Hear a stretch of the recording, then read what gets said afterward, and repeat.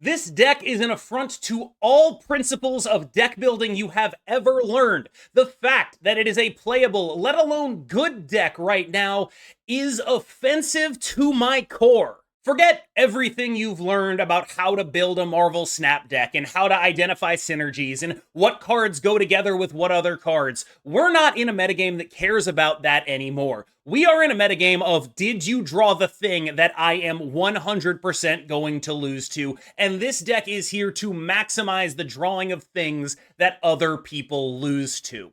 Darkhawk and Mystique are therefore Arishem decks. You are going to win the games where they happen. That's going to be a thing that you're going to win.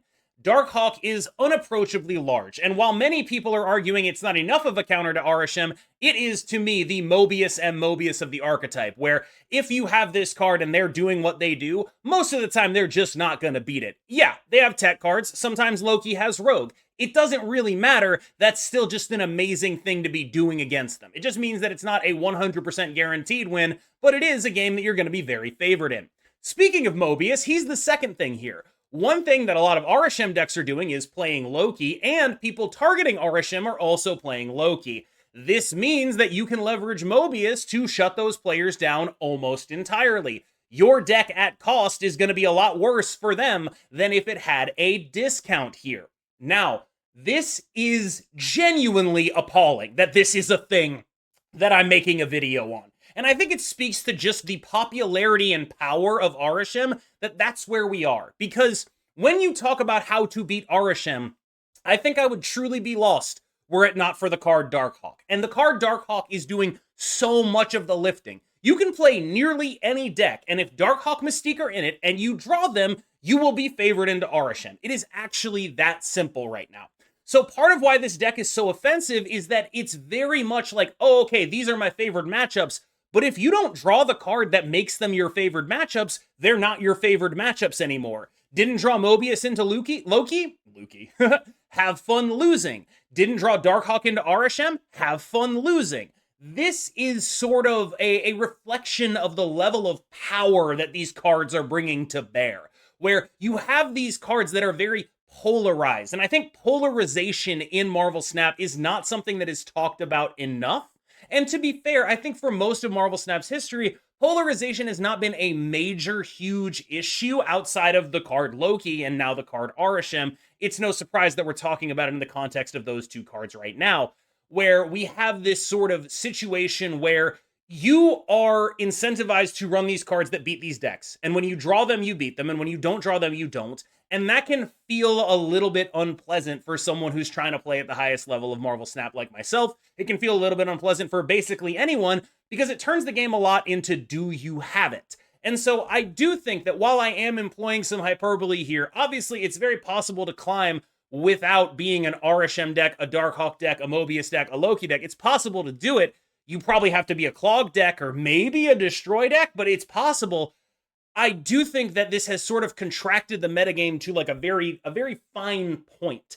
And it's hard for me to extricate how much of that is Arishem play rate versus Arishem win rate. And how good Arishem would be if Darkhawk didn't exist, but everyone was still trying to beat it. What that would entail. Because Arishem is being played an astonishing amount. And that means that you're going to end up in situations where it is correct to make a deck like this, where it's just a normal deck, but also we're making our own deck worse just on like the merits. In an average non-Arishem game, this deck is worse than when we were playing Sasquatch in it. This deck is worse than when we were doing what we used to be doing here. But in an Arishem game, it is so drastically better, and there are so many Arishem decks that we just do it. And so we end up in what I would describe as an affront to God. This is everything you've learned about Marvel Snap deck building thrown on its head, just completely thrown out. We are effectively running 3 Mobiuses for different matchups. There's, of course, Mobius himself, and then Darkhawk Mystique for Arishem. Those are just cards that exist to say I win the game in specific matchups. And because there's so much of the things those beat going on, that you can just throw it into whatever shell that makes any kind of sense, that has any kind of solid points package, and just be like, look, it's not the best thing in here. We could build this deck to be better, but right now, in the context of the now, it's not going to be. Before we jump into the card-by-card breakdown, I wanted to show you the other abomination of nature that was cooked up by high-level players recently. This one was put together by KX4N, and it is just truly offensive in terms of what it represents about deck building. Where the original deck we were talking about is targeting Arishem and Loki. This deck is basically just hard targeting Arishem. It's saying, look, at some point I am going to play either a Loki or a big Darkhawk, and you are going to have to deal with that, and I'm going to be very happy doing either of those things. And so you get to play this just actual abomination of nature. This is a deck that, like, I cannot imagine it should exist. In almost every other meta, you will be far better off playing things that actually synergize with the Loki game plan and fill the same roles as your Darkhawk stuff. However, we are not in any other meta. We are in the Arishem meta. So instead of playing things that make sense like an idiot, we play things that make no sense except in the context of Arishem, like Darkhawk Mystique in our Loki deck, which is just on its face. It's ridiculous. You are a deck that is getting rid of its hand on turn 4. A lot of the time, you're just going to be like, I have Darkhawk Mystique. It's an Arishem matchup. I'm not playing Loki. Okay, past turn 4. Like, this is so real. And it's so frustrating that we end up in a situation where that is a thing that is consistently, like, happening. I don't know exactly how to phrase this, because I think that Arishem is very hard to extricate from his play rate, and it's hard to tell what about him is beatable and what about him isn't. But to me, it certainly feels like the only real ways to combat him are Darkhawk and Loki, and that constrains what is possible. I do actually want to give one additional shout out to one other deck that is managing to do it without either of those cards. That is Destroy. It's not good, but it is like a solid, playable, actual deck. Like, I wouldn't necessarily recommend it over doing any of these three things, Arishem, Loki, or Darkhawk, but I really find it impressive that Destroy, no matter what the meta is, manages to be the exact same tier 2.5 deck of every time. It has been the consistently same amount of mid for the entirety of the time it has existed in the game of Marvel Snap. And I just find that incredibly impressive. So I know there are people watching this who are like, oh, I didn't buy these cards, I can't do it. Genuinely, of the non-Darkhawk Loki decks, Destroy is probably going to be your best bet in what we're doing right now. Doing a card-by-card breakdown of this affront to God is a little bit like doing a breakdown on why Godric the Grafted has a dragon arm. Like, you know why he has a dragon arm. It's there to breathe fire and bite stuff. The functions here are pretty clear as to why we're doing it, but just in case, let's go through it.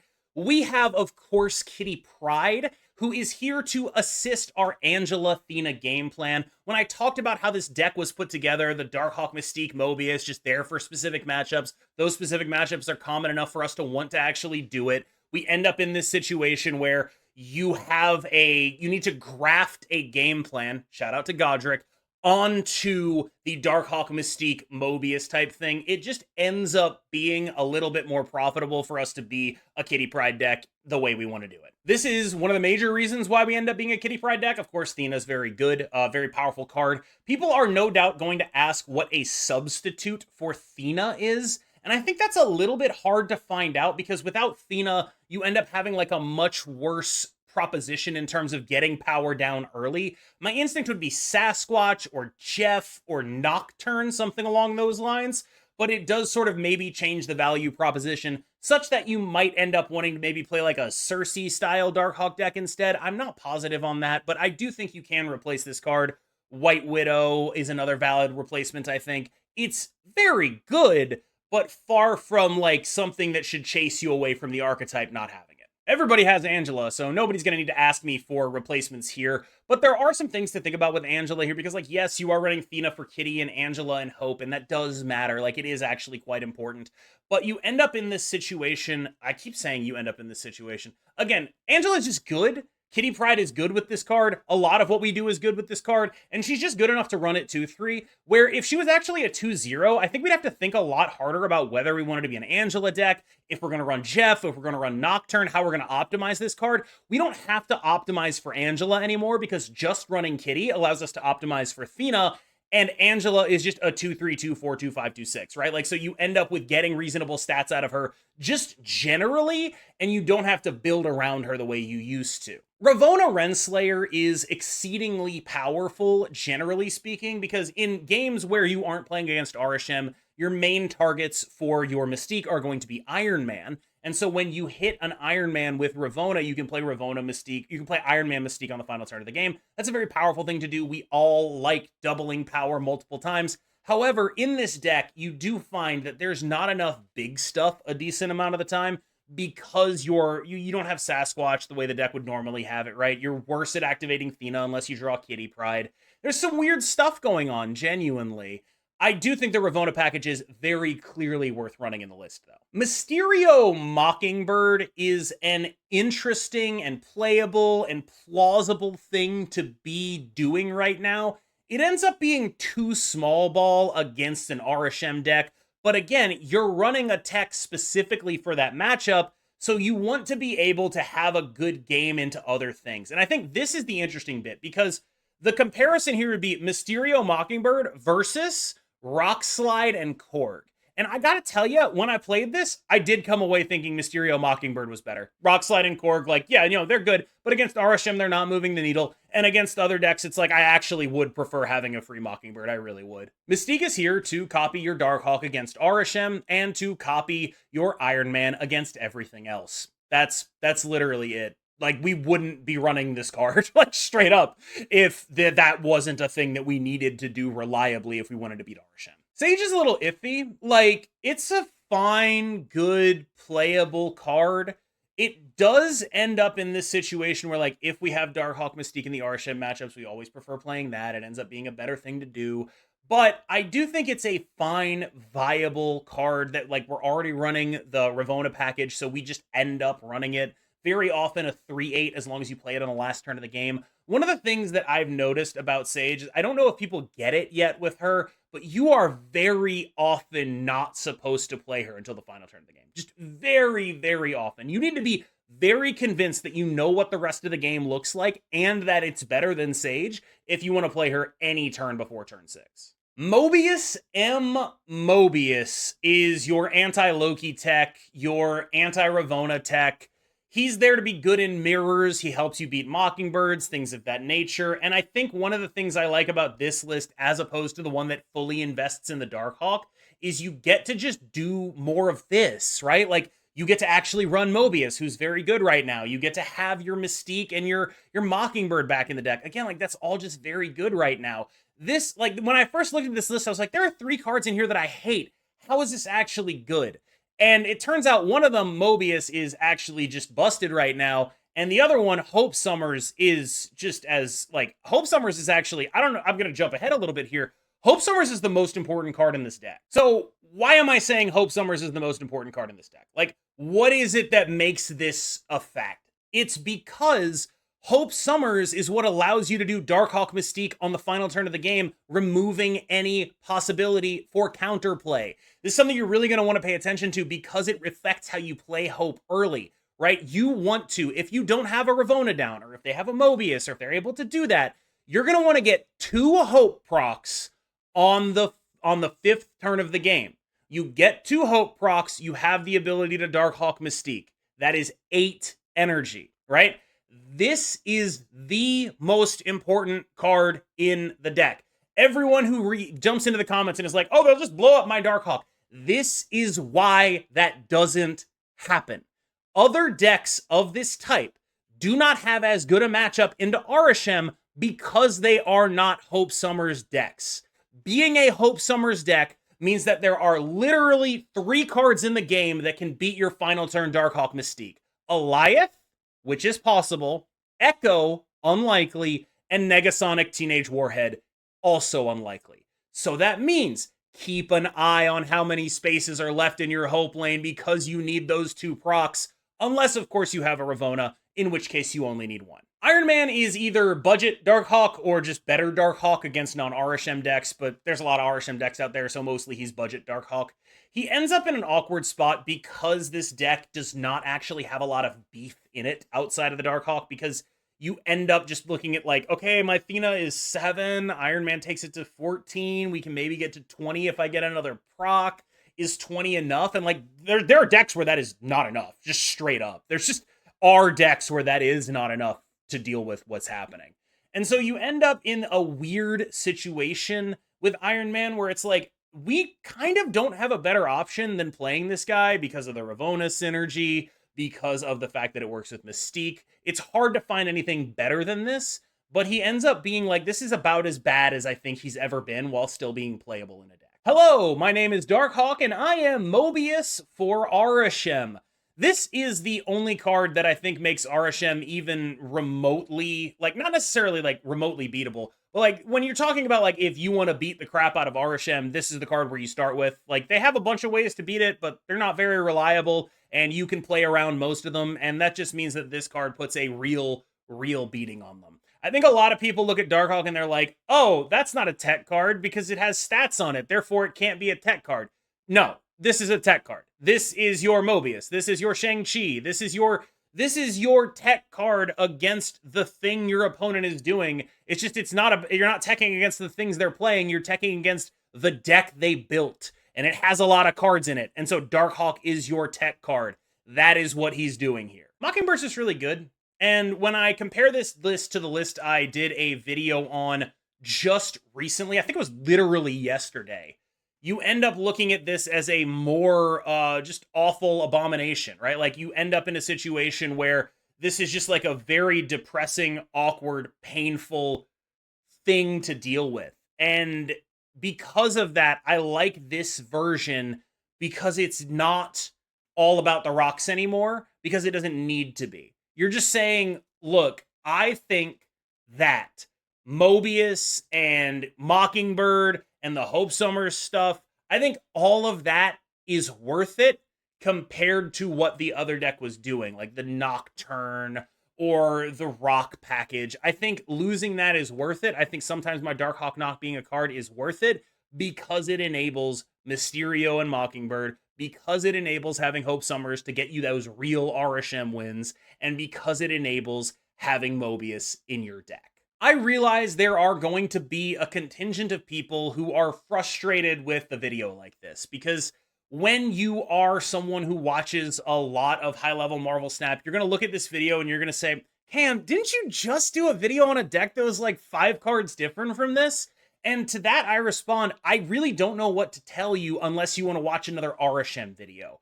The meta right now is just very straightforwardly Darkhawk abusers, Arishem abusers, and Loki abusers.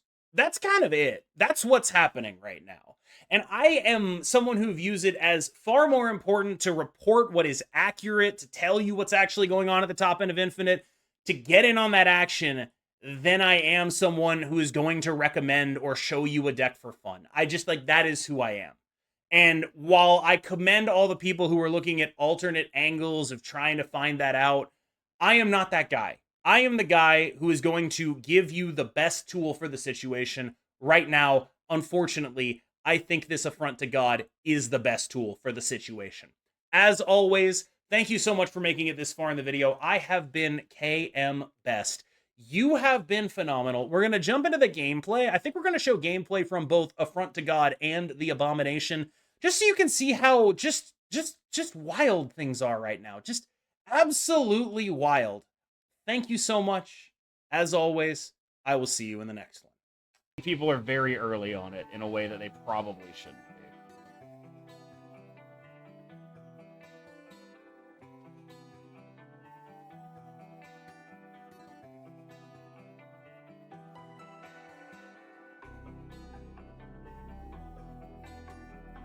If we didn't have Darkhawk, you'd be busting shit?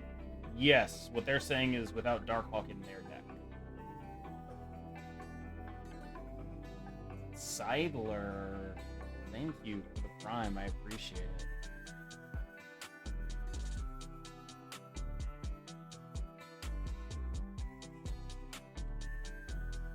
Maybe Cassandra will make it. I find that believable. How could Arishem get nerfed though? Add more cards? There's a bunch of different ways to make that happen, I think. I think you can make a bunch of things happen with Arishem. Do they have 3 stones in hand right now? If they do, I suppose I probably just eat shit. Fair enough. Go ahead. Do it to me.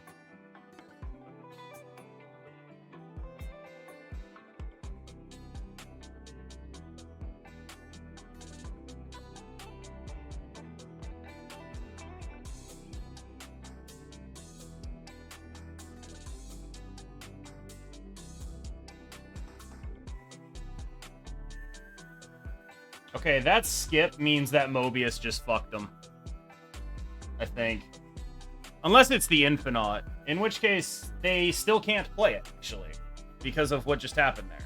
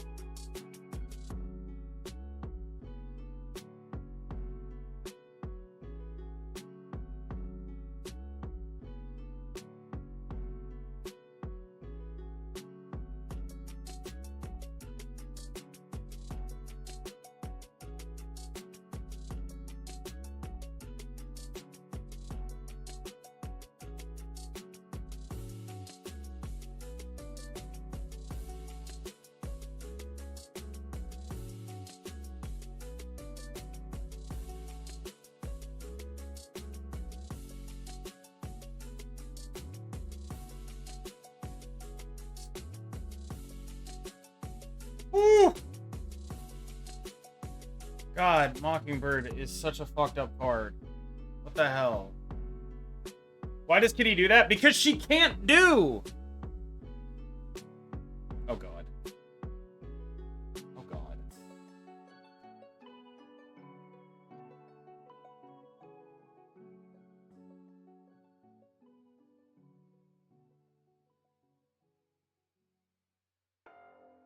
Quicksilver.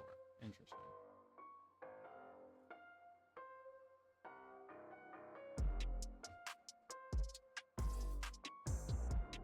Agent Coulson. Interesting.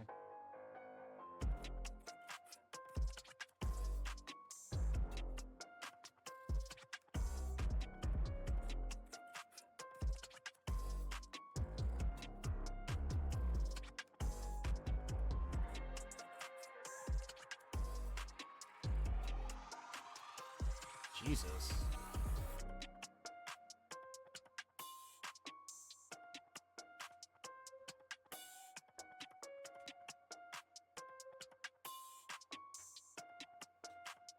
Atuma! Wait, what's the ordering on this? They draw the cards first and then the Atuma dies? Oh my god. It's a nightmare.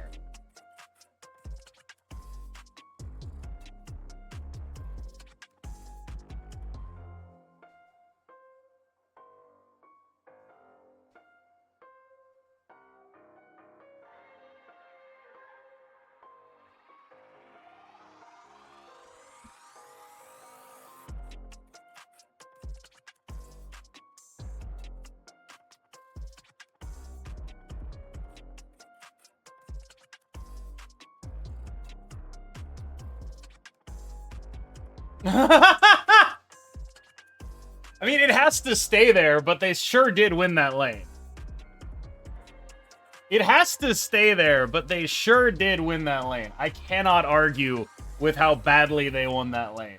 That is a lane they have won. It has happened.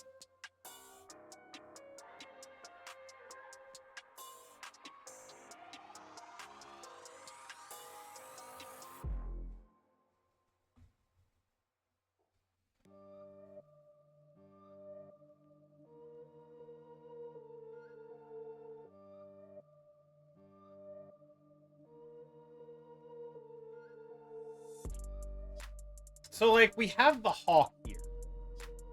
We could go like this. Or we could just put the kitty on the left.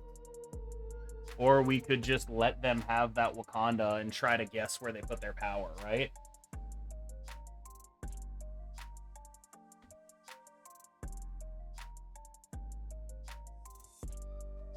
I don't know why I turned on Snipe Block now.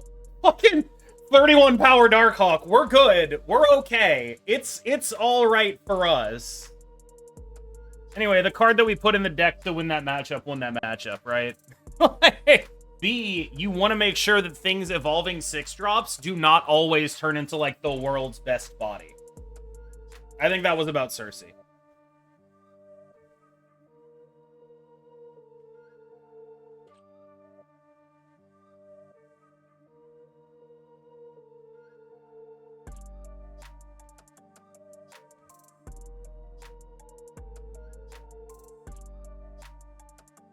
I don't remember what this person was playing. Like Clog or some shit.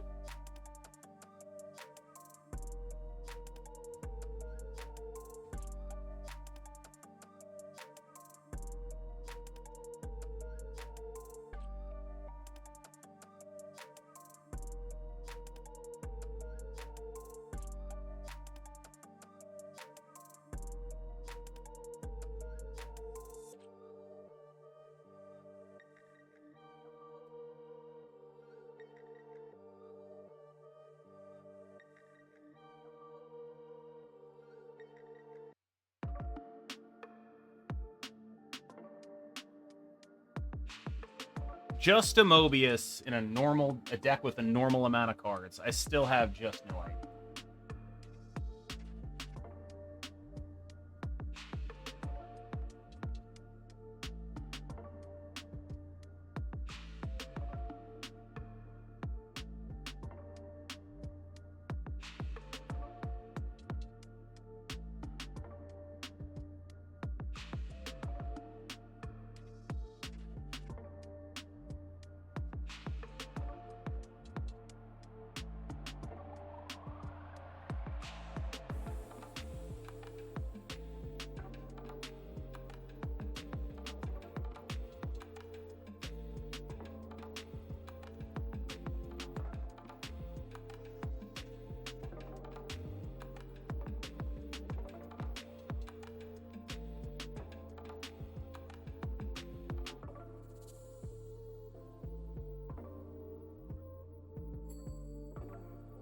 So if I play like this,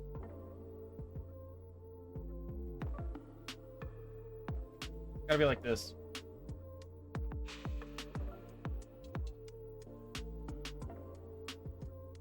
Kitty to play around NTW. So I was thinking about playing around NTW, just go Kitty, Mockingbird, then Iron Man, right?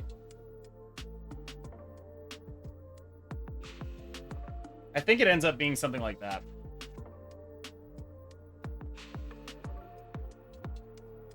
Let's find out.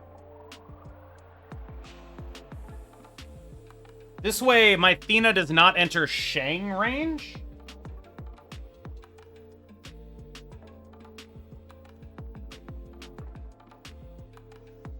I truly, honestly have no idea, though. There is no NTW threat. That is not true. We have Cryo, but because we have Cryo on 6, if they reveal a Negasonic after 6, they hit it. So, like, what happens is if they play Negasonic on 6, it'll hit one of my face downs. You see what's happening here?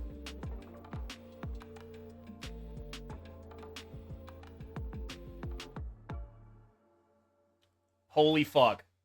A nightmare.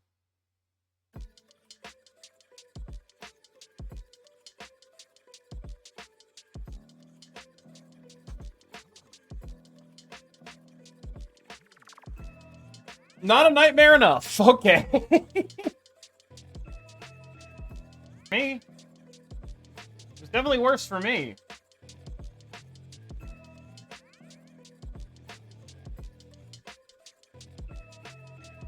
Mocock has redeemed Is He Cooking?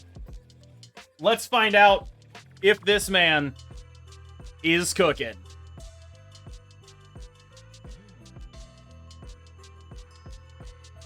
So, Dr. Chungus, where did you receive your MD? Said the interviewer, pointing at the resume. When I was born, Doc. What do you mean, Chungus? Asked the befrazzled interviewer. My dick.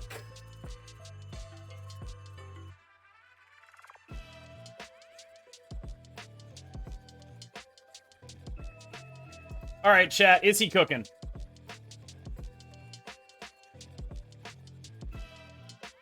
Is he cooking? The poll is going up.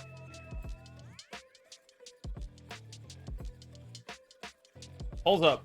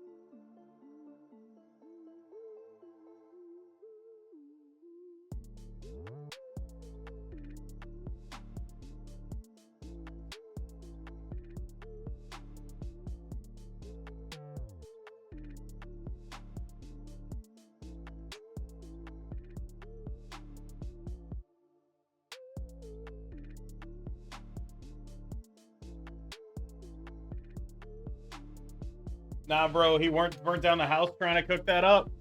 Damn. Y'all think so?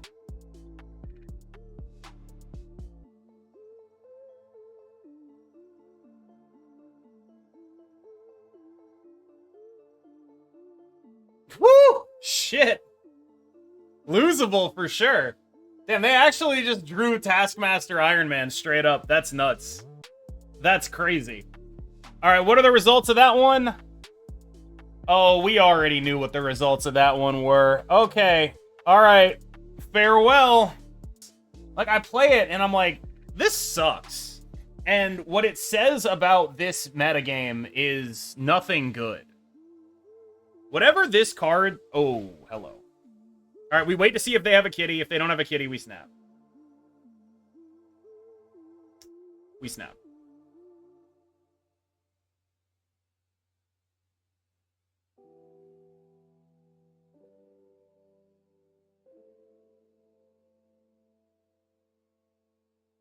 This sucks plus 50Q. Real, though.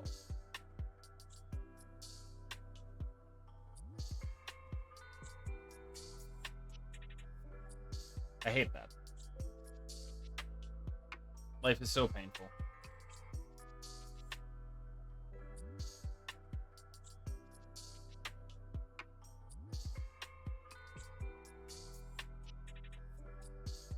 Rewarded.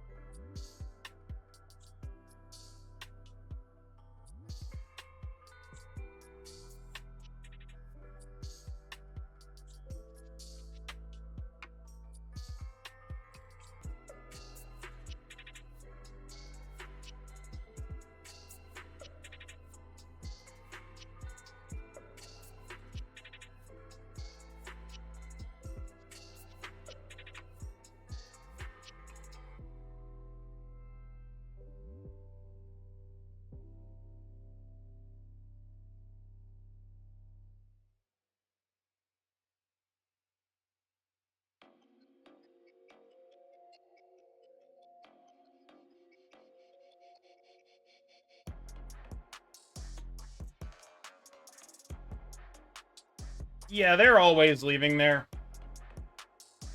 You should have said that before our game. Ugh.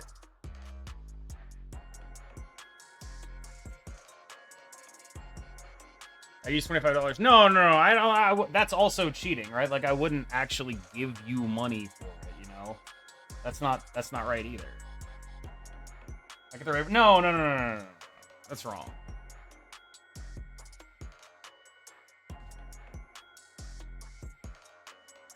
Stop it.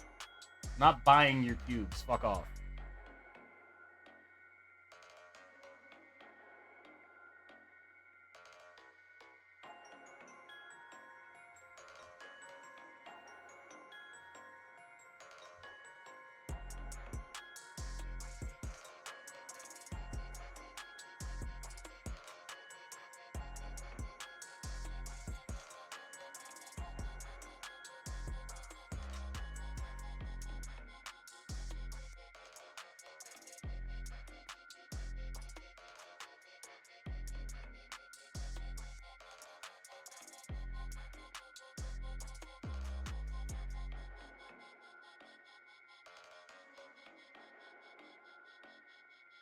Yeah, so they go to blow up the Elysium then?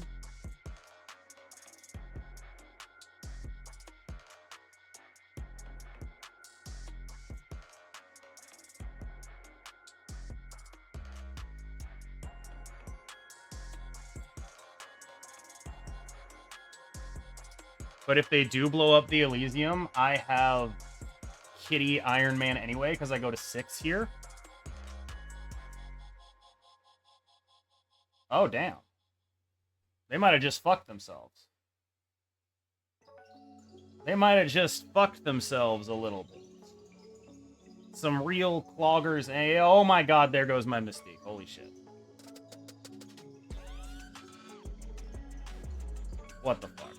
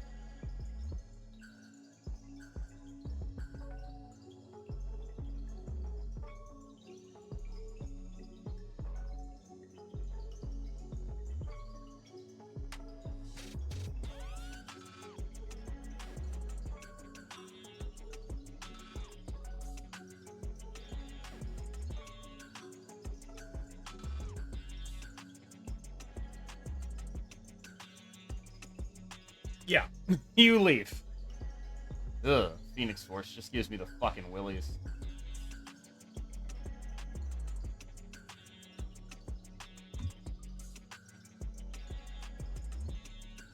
Those for your channel are wacky? What the fuck? That's so weird. Well...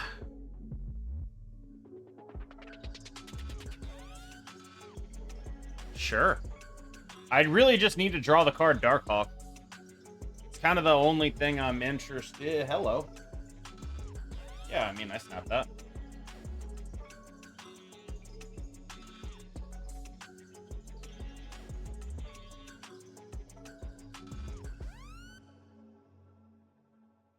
We know what's happening here.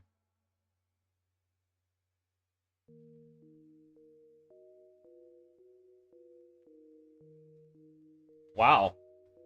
We thought we knew what was happening here. Something very different is now happening here. You think it'll give me a third Darkhawk?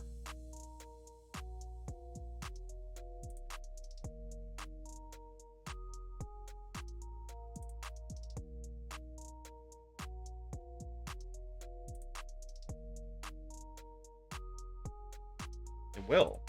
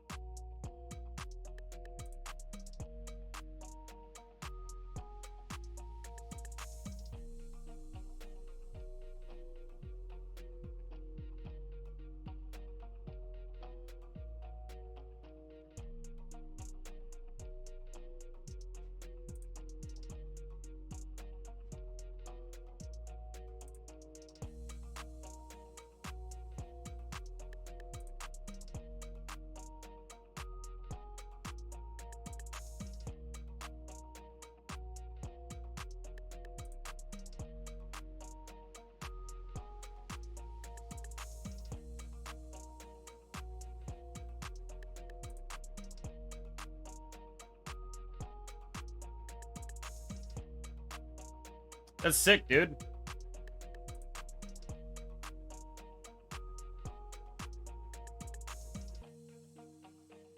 Hell yeah, brother. But instead, they didn't do that. And it was like, oh, okay. I'm just, like, in a really good spot here, huh?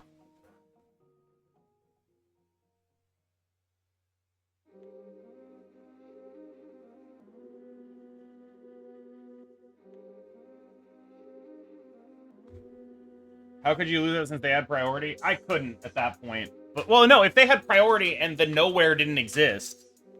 Oh. The answer's Eliath. You're asking why I snipe shielded? The answer's Eliath.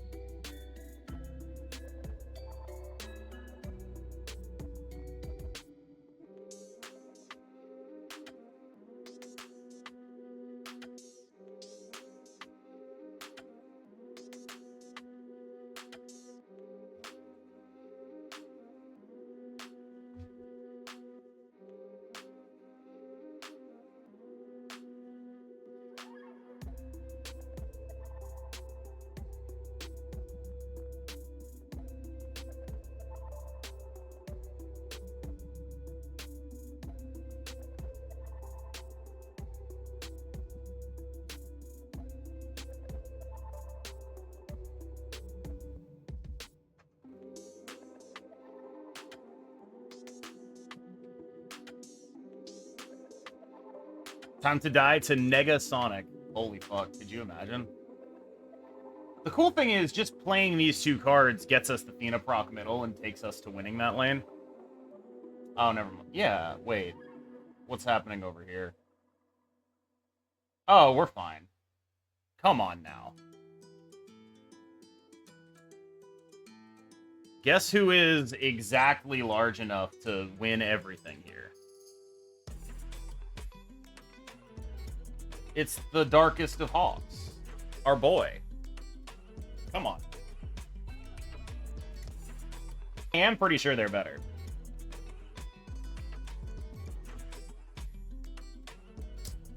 That's a fucking nightmare.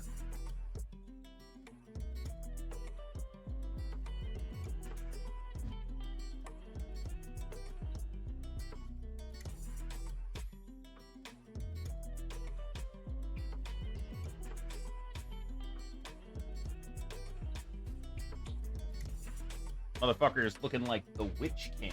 Hanzi Bokeem, thank you for the prime. I appreciate it. Oh boy, I can't wait for this game to be so different than the last one!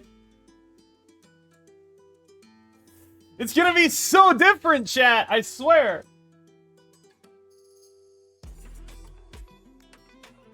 It's gonna be different this time, for real. Chat, I swear. Everything's gonna be different this time.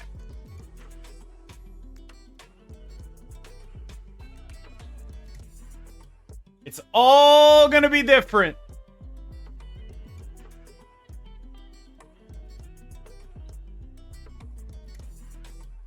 Okay, he has to run some good cards in here, right?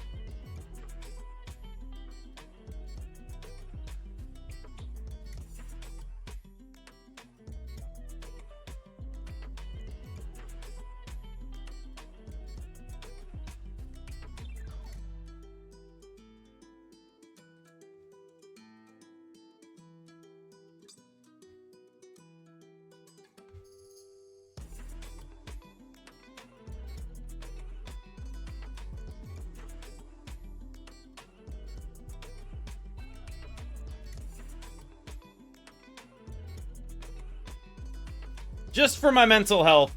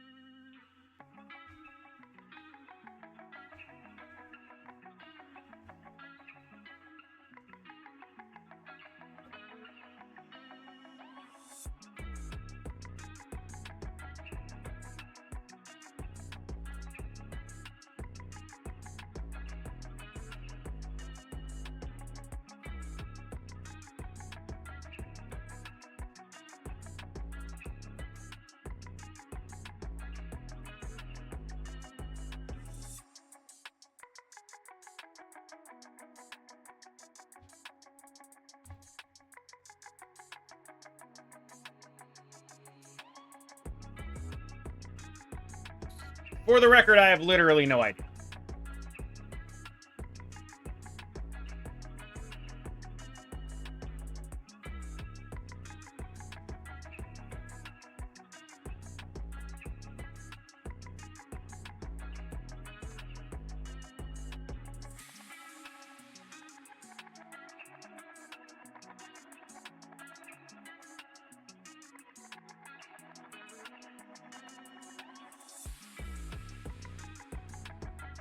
Oh, that is the only Mysterio location we actually went on.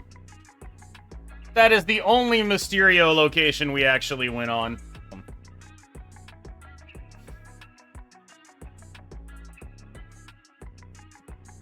The fuck is this? Why do people keep making streamers such a big part of their lives, dude? It's crazy.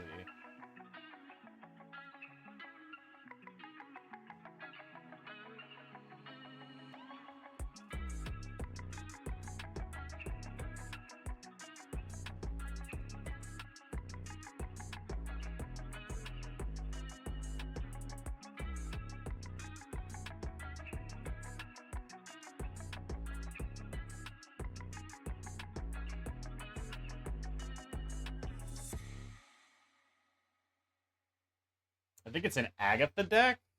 That doesn't make sense. How would that possibly be true? Ow. I kind of needed that.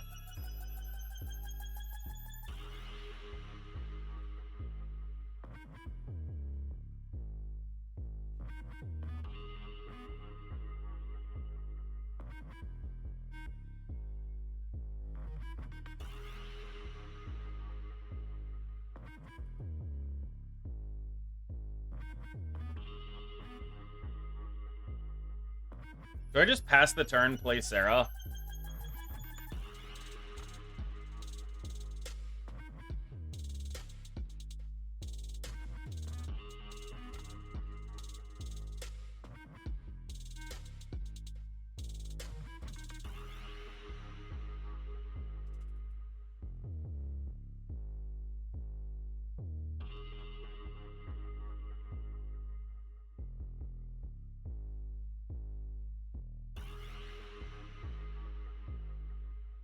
You snap yet? A while ago.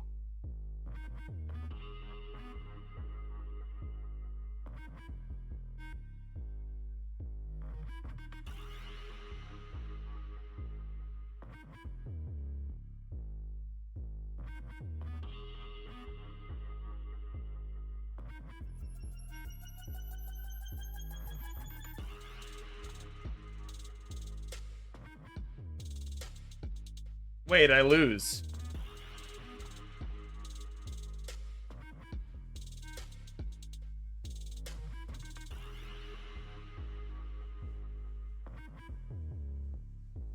It's not about the Athena, it's the fucking... It's the fucking...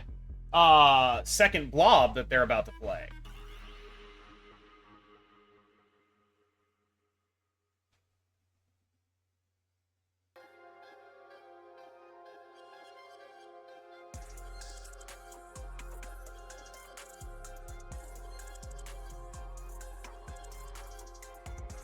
Wait, that wasn't second blob? That wasn't second blob? None of that is second blob! Oh, shit. Thank God. Okay, we could die to M'Baku. No joke. Wait, no, we'd win a tiebreaker to M'Baku. Never mind. We'd win a tiebreaker to M'Baku. It's fine. Anyway...